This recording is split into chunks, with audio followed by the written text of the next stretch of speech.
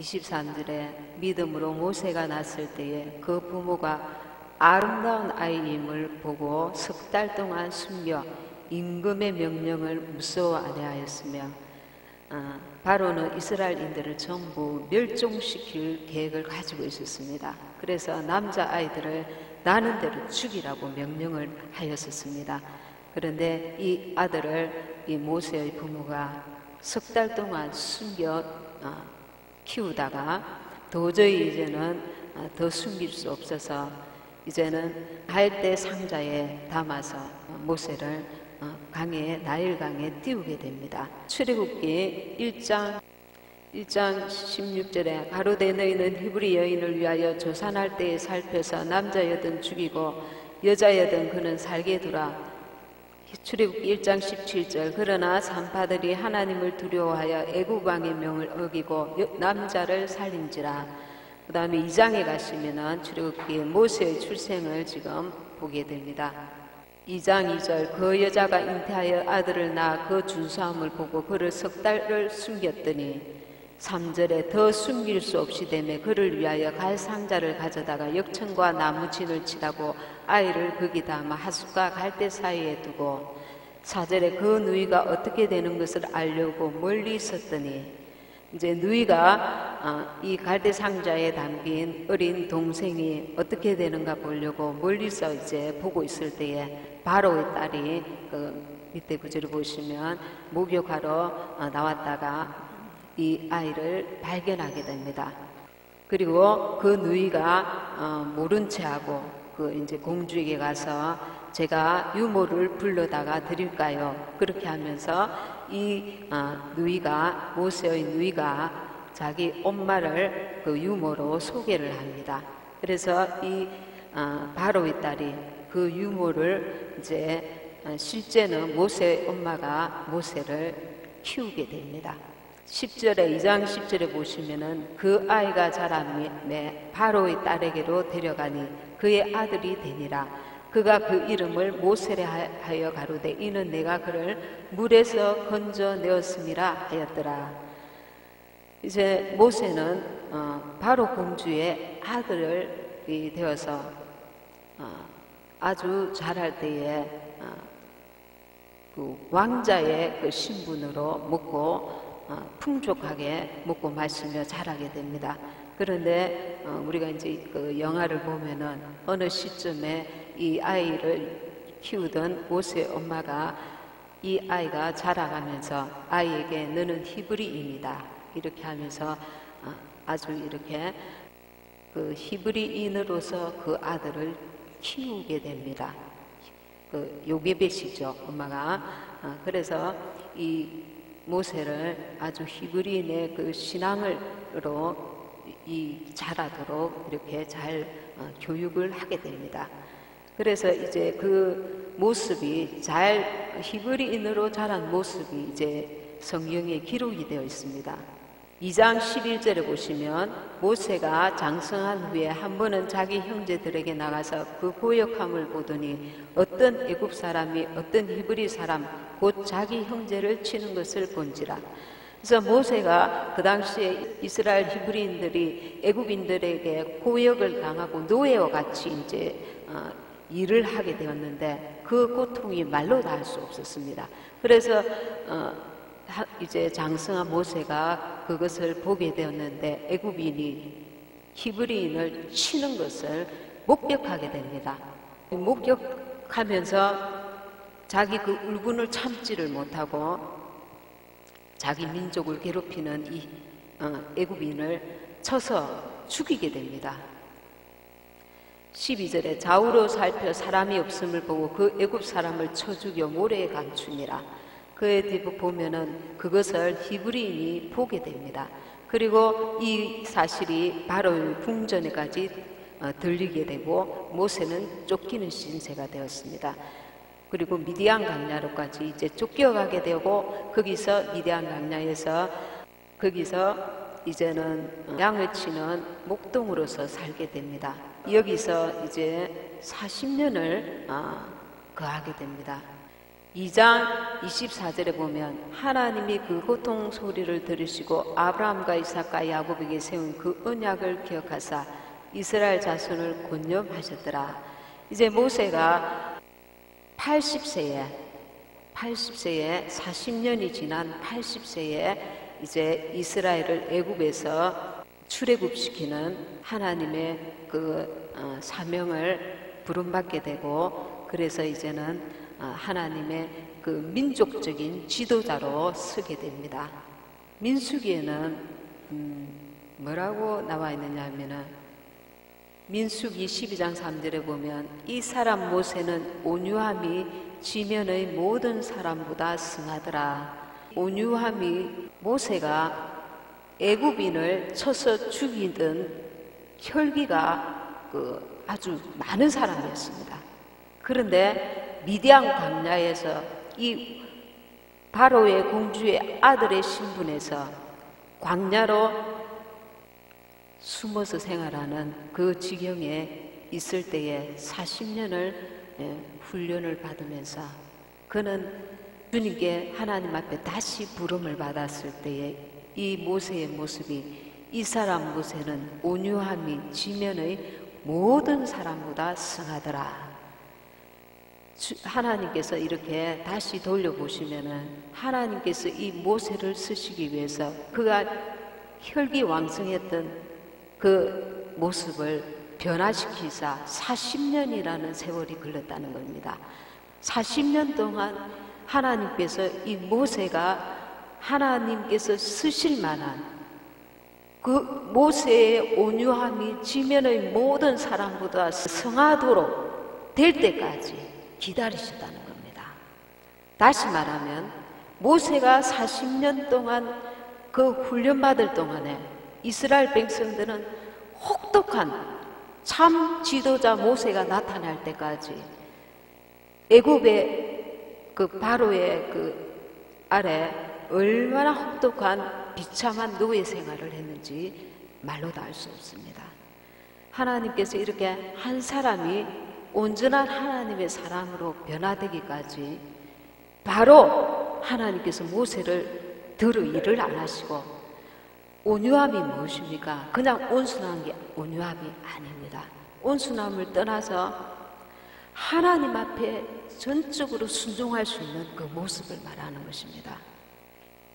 예수님께서 여러분 빌립보서 2장 5절에 한번 보시겠습니다. 빌립보서 2장 5절에서 8절, 너희 안에 이 마음을 품으라. 곧 그리스도 예수의 마음이니 그는 근본 하나님의 본체시나 하나님과 동등됨을 취할 것으로 여기지 아니하시고 오히려 자기를 비어 종의 형체를 가져 사람들과 같이 되었고 사람의 모양으로 나타나셨으며 자기를 낮추시고 죽기까지 복종하셨으니 곧 십자가에 죽으심이라.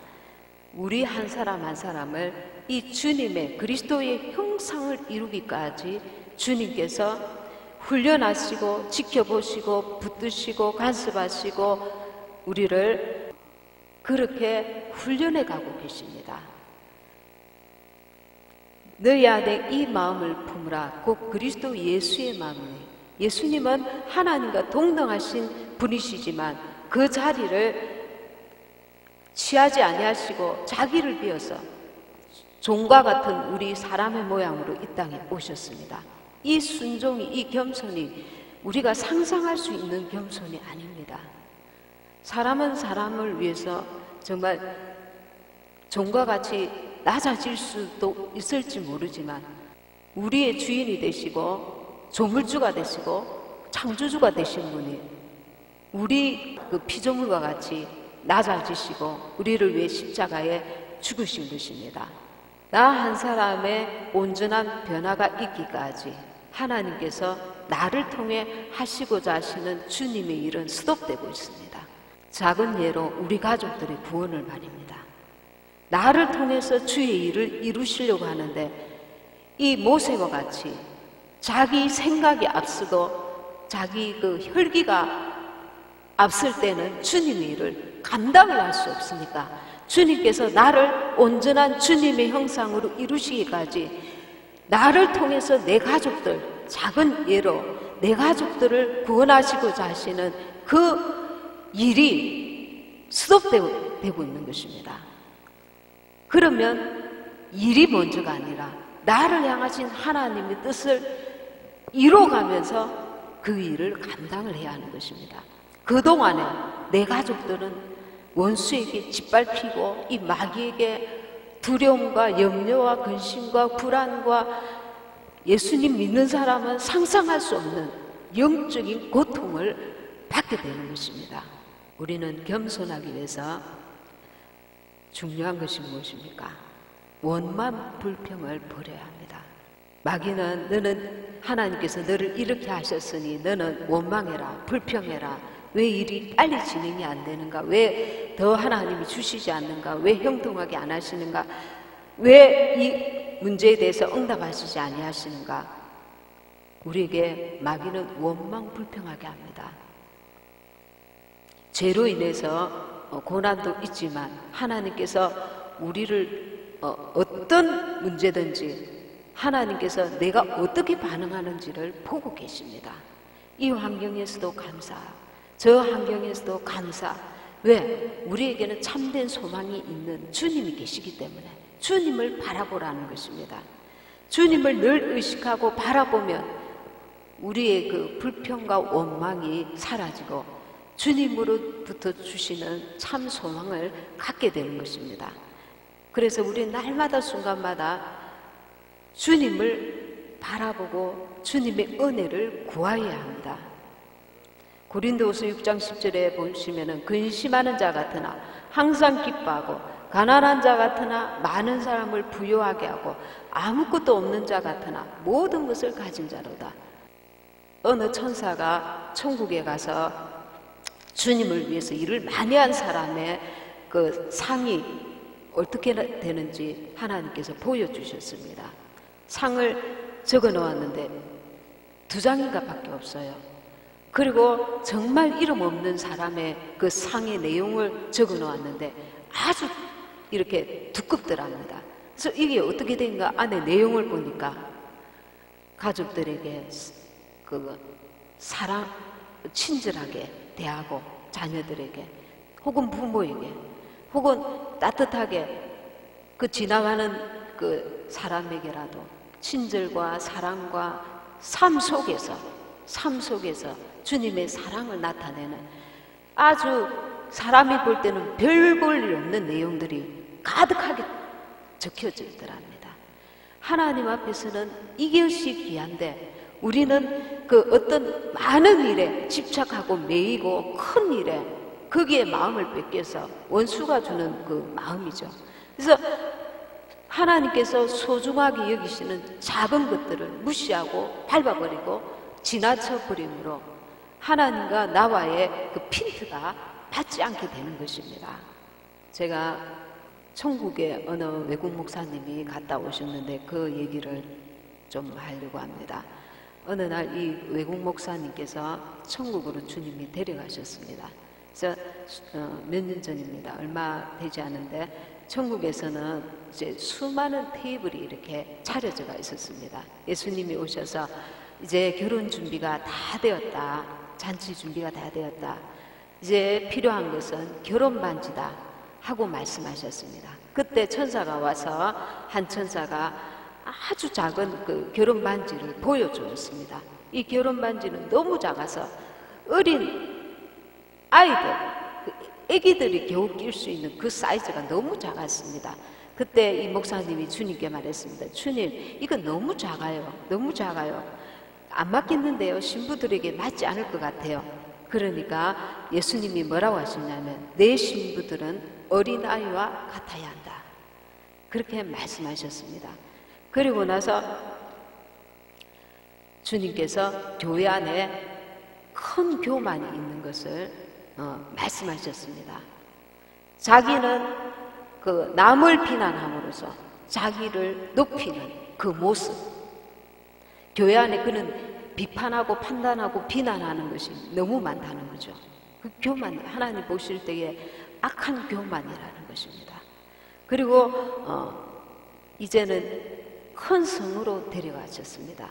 근데 그 성 안에는 들어가지 않고 성의 그 입구에 문이 있었는데 그 문이 너무 작더라는 거예요. 주님, 어느 누구도 여기로 들어갈 수 없겠는데요. 그러니까 어린아이와 같이 겸손하지 않으면 여기로 들어갈 수 없다. 그러니까 아주 작아야 된다는 거죠. 영적으로는 그걸 겸손이라는 말로 표현하는데 성경에는 좁은 문으로 들어가기를 힘쓰라고 하십니다. 우리 인간의 판단과 하나님 보실 때의 우리의 모습은 다르다는 것입니다. 그리고 이분이 이제 마지막으로 본 것이 있는데 그것이 뭐냐 하면은 어느 큰 도시를 보여주었습니다. 주님이 큰 도시를 보여주는데 이 세상에서 아주 크고 유명한 도시였습니다. 아주 멋진 도시였는데 많은 사람들을 보게 해주셨습니다. 그래서 많은 사람들을 보았는데 이상한 것을 보았습니다. 무엇을 보았냐면 사람들 머리 위에 나무가 다 심겨져 있는 것을 보여주셨습니다. 어떤 사람은 나무가 너무 커서 자기 키보다도 더 커서 제대로 걷지를 못하고 있더라는 것입니다. 그래서 도대체 이 나무가 무엇인가 주님께 물어봤습니다. 주님께서 이 나무는 선악과의 나무에서 자라났다. 이 나무가 그들의 마음에 자라고 있다. 나무가 클수록 사람들은 절망과 좌절과 탐욕과 우울증과 거기에 걸려든다는 거예요. 그래서 걸을 수조차 없게 된다는 겁니다. 아담 하와가 먹은 이 선악과 씨가 사람의 마음속에서 자라서 이런 일이 일어난다는 것입니다. 그리고 또 한 말씀 하셨습니다. 주님이 주시는 겸손함만이 선악과 열매를 죽일 수 있는 독이다. 주님이 주시는 이 겸손함만이 선악과 열매를 죽일 수 있는 독이다. 사람마다 자기 속에 선악과가 나무가 있다는 거예요. 그게 도대체 무엇이겠습니까? 세상에 속한 하나님이 주시지 않는 세상에 속한 마음입니다. 세상에 속한 마음. 그리스도 신부의 마음에 이 겸손함이 있어야 신부로 준비된다. 그렇게 말씀하셨습니다. 그러니까 우리가 제가 이 감동을 주님 다시 주셨는데 주님의 은혜 안에 들어갈수록 우리는 단순해집니다. 어린아이와 같이 세상과 나는 간고도 없고 주님께만 집중하게 됩니다. 주님만 바라보게 됩니다. 그래서 어린아이와 같이 단순해지고 겸손해질 수가 있습니다. 나를 바라보는 게 아니라 주님을 바라보기 때문에 우리는 세상 잣대로 교회를 바라보고 자신을 바라보고 남을 바라보기 때문에 교만이 자꾸만 커져가서 마침내 주님의 나라에 들어갈 수 없는 상태가 되어버리는 것입니다. 교회 안에 이 교만이 가득해서 이 선악과 나무가 가득해서 남을 깎아내림으로써 판단함으로써 자기가 더 크다는 것, 자기가 더 자랑할 것이 있다는 것을 역으로 내세우고 이 교만이 교회 안에 팽배하다는 것입니다. 특별히 이 마지막 때에 그리스도의 신부의 마음에 이 겸손함이 있어야 신부로 준비된다고 주님이 말씀하신 것입니다. 그리고 주님께서 겸손하라고 해라. 만찬이 준비되었으니 결혼 반지만 준비하면 된다. 이 말씀을 하시더라는 것입니다. 우리가 세상에 속한 욕심과 그 아집과 교만과 고집을 주님보다 더 앞세우면 내 속에 그것이 자라가면 나는 어린아이 같은 겸손한 마음이 아니라 내가 판단자요, 내가 주님보다 더 앞서서 주님께서 원하시는 삶을 살 수도 없을 뿐 아니라 마귀의 게임에 넘어져서 자기가 자기 스스로 자기를 치는 일이, 자기를 넘어뜨리는 일이 일어나게 되는 것입니다. 이 마지막 때에 특별히 교회 안에서 이 교만 때문에 넘어지는 자들이 너무 많습니다. 신앙생활 잘한다 하면서 뒤돌아서서 남을 욕하고 비난하고 판단하고 비일비재합니다. 비일비재합니다. 우리가 주님보다 더 나을 수 있습니까? 빌립보서 2장 5절 보면 너희는 이 마음을 품으라. 곧 그리스도 예수의 마음이래. 나는 마음이 온유하고 겸손하니. 주님이 이 마음이라고 할 때 이 마음은 그 인격의 핵심 되는 그 장소라는 것입니다. 전 인격의 핵심이 되는 곳이라는 것입니다. 예수님의 본질적인 품성이 온유하고 겸손하시는 것입니다. 우리는 그리스도 형상을 이루어가야 되는데 이 주님의 온유하고 겸손함, 온유하는 것은 하나님께 순종하는, 하나님께 언제든지 어느 때든지 순종하는 그 모습입니다. 이 겸손은 또한 주님이 종으로서 타인을 섬기며 고난을 통해서 타인의 아픔을 아는 것을 말합니다. 주님이 십자가 그 처절한 고난을 통해서 그냥 우리를 머리로 아시는 것이 아니라 우리를 대신해서 십자가 달려 죽으시면서 인생이 겪을 수 있는 그 최악의 고난까지 다 당하시면서 우리를 아십니다. 우리를 용납하십니다. 주님의 사랑만 의지하다가 우리가 오히려 방종의 자리에 있으면 나중에 그것을 온전히 회개하지 아니하였을 때 우리는 사망의 자리에 있게 되는 것입니다. 날마다 우리가 주님과 동행하는 자는 겸손할 수밖에 없습니다. 왜냐하면 나를 구원하신 그 은혜를 늘 기억하기 때문에 그렇습니다. 주님의 말씀은 필요 없어요. 주님의 그 성령의 인도하심도 필요 없어요. 사람들이 이렇게 말합니다. 사람들이 이게 옳다고 말합니다. 하나님보다 더 앞세우고 내 생각을 더 앞세우고 말할 때나 생각할 때나 행할 때에 주님으로 우리가 살기를 소망해야 합니다. 그 의지를 드려야 돼요. 많은 세월이 지났는데도 이런 말씀을 통해서 우리에게 변화가 없다면 우리는 절망해야 합니다. 우리가 정말 주님을 사랑한다고 하면서 삶 속에서 내 삶 따로 주님이 내게 원하시는 삶 따로가 아니라 내 삶 가운데 주님이 날마다 지금 무엇을 원하시는지, 남 보기에는 초라한 삶일지라도, 남 보기에는 가치가 없는 삶일지라도, 남 보기에는 인정할 만한 끈덕지가 없는 삶일지라도 내가 하나님 앞에 살아간다는 것을 기억하고 그 하나님 앞에 겸손하게 살아가야 합니다. 말할 때나 행동할 때나 생각할 때나 앞에서는 참으로 좋은 모습이다가 뒤로 돌아서서 남을 욕하고 비난하고 판단하는 그런 이중적인 삶이 아니라 하나님 앞에서 우리가 살아가기 때문에 사람 앞에서 겸손한 것이 아니라 나를 구원하시고 그 마귀에게서 나를 핏값으로 사신 그 은혜로 우리가 살기 때문에 우리는 하나님 앞에 다 잠잠할 수밖에 없고 그 은혜와 사랑 때문에 겸손할 수밖에 없는 인생인 것입니다. 그런 우리를 택하여 자녀 삼아 주시고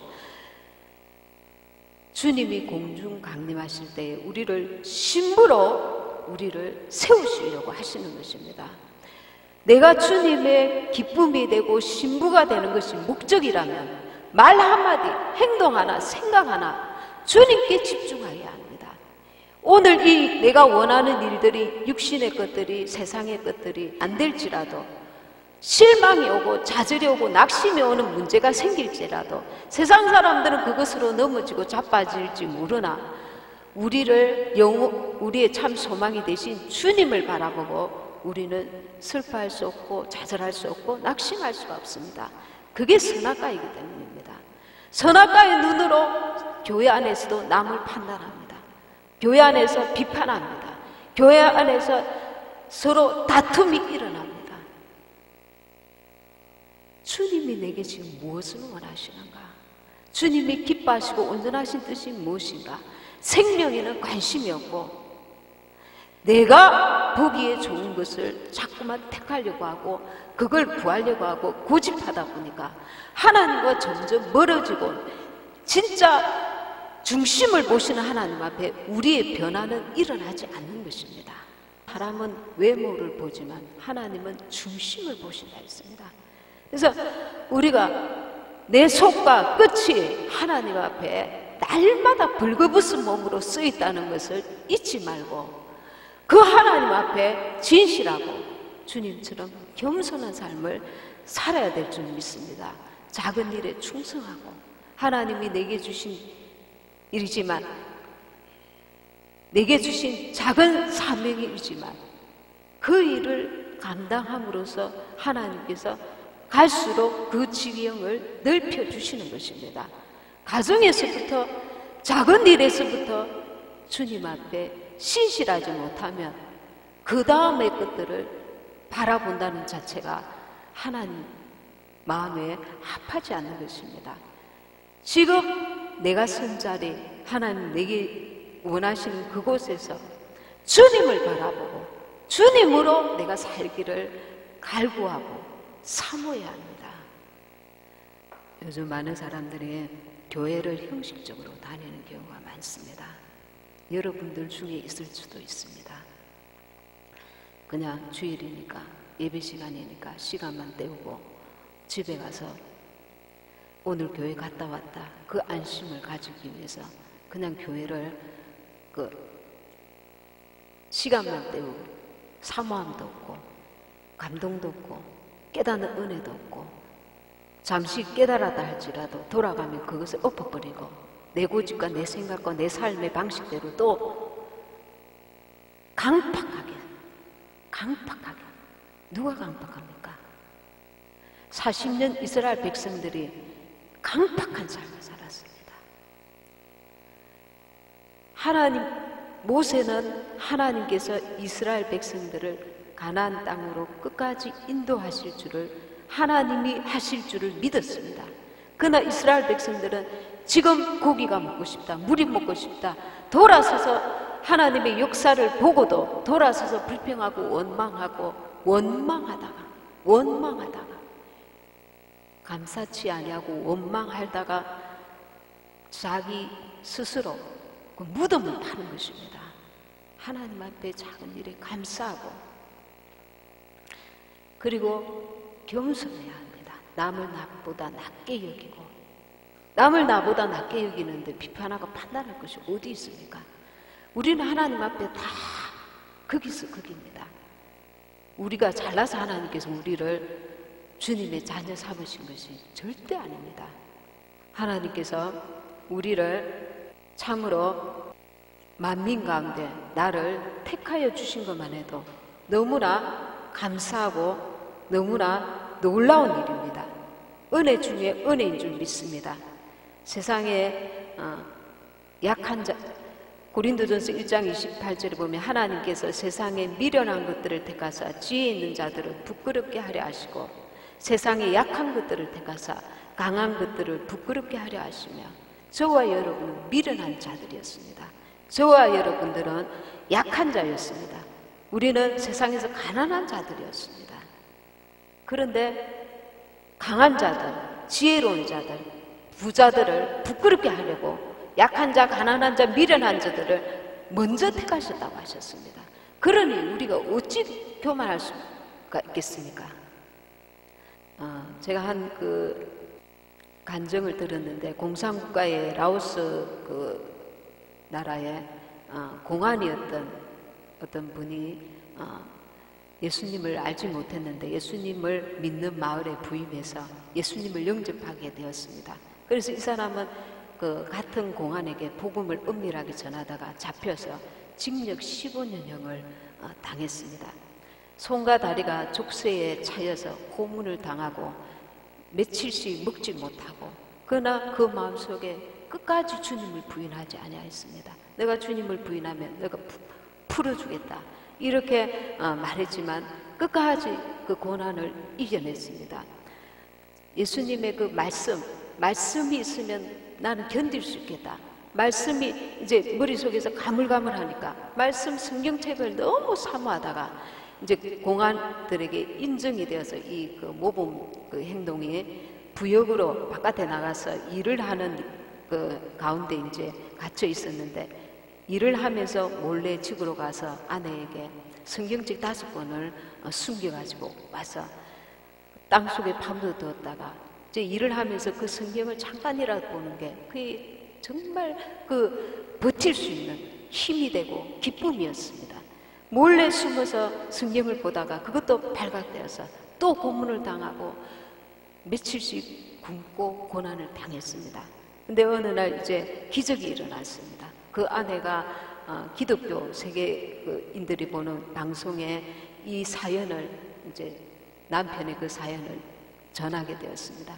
세계 곳곳에서 이 사람을 위해서 기도하는 많은 무리들이 그 감옥으로 엄청난 그 편지가 그 사람을 석방하라는 요청이 된 글이 세계 곳곳에서 이곳으로 세대했습니다. 그래서 이 사람이 한 10년 정도 하고 드디어 기적적으로 풀려나게 되었습니다. 주님을 사랑하는 자, 우리는 그 주님을 사랑하는 것이 머리로가 아니라 내 삶으로 반응해야 될 줄 믿습니다. 내 삶으로 내가 그분을 사랑하기 때문에 인내하고, 사랑하기 때문에 참아내고, 사랑하기 때문에 용납하고, 사랑하기 때문에 관용하고, 그분을 사랑하면 그 사랑에 대한 반응이 삶으로 나타나야 된다는 것입니다. 겸손함으로 나타나야 된다는 것입니다. 예수님을 믿노라 하고 교만하다가 결국 하나님 앞에 버림받게 되면 이처럼 비참한 인상은 없는 것입니다. 두렵고 떨림으로, 하나님 앞에 정말 겸손함으로, 하나님 말씀이 뭐라고 하시는지, 성령이 내게 무엇을 원하시는지, 어제나 오늘이나 동일하게 신앙생활 물에 물 탄 듯 술에 술 탄 듯 변화없이 살지 말고 내 삶 가운데 주님이 무엇을 원하시는지, 그분을 사랑한다면 그 사랑의 반응으로 내 삶을 그분께 살아드리는 저와 여러분이 되시길 바랍니다.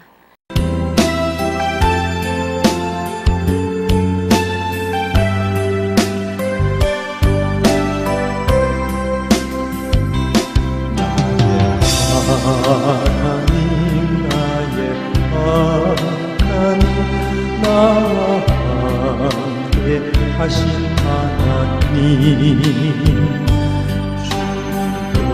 주께로 살기 원하여 이처럼 간구합니다. 아버지,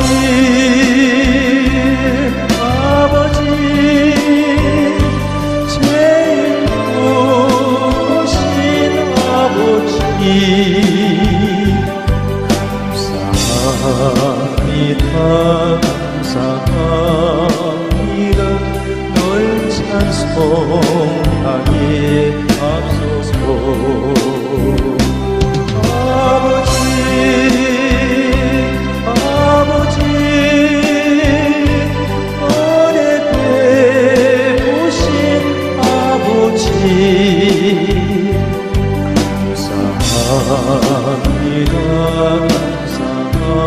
감사합니다. 영광 받아 주옵소서. 나의 하나님, 나의 하나님, 나의 하나님 아버지, 감사합니다. 감사합니다. 진정 감사합니다. 아버지,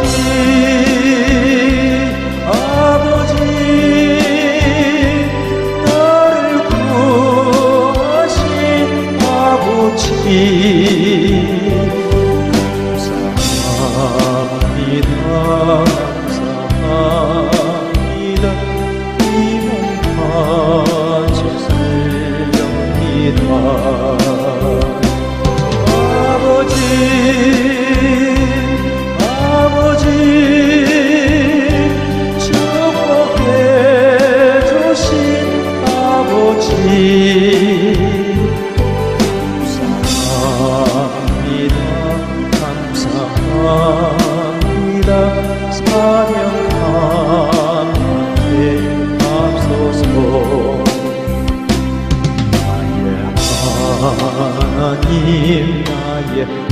하나님 나와 함께 하신 하나님 주 뜻대로 살기 원하여 이처럼 구합니다. 아버지 아버지 제일 크신 아버지 감사합니다 감사합니다 널 찬송하게 하소서. 아버지 아버지 은혜 베푸신 아버지 감사합니다 감사합니다 영광 받아주옵소서. 나의 하나님 나의 하나님 나의 하나님 아버지 감사합니다 감사합니다 진정 감사합니다. 아버지 아버지 나를 구하신 아버지 감사합니다 감사합니다 이 몸 바쳐 살렵니다. 아버지 아버지 축복해 주신 아버지 감사합니다 감사합니다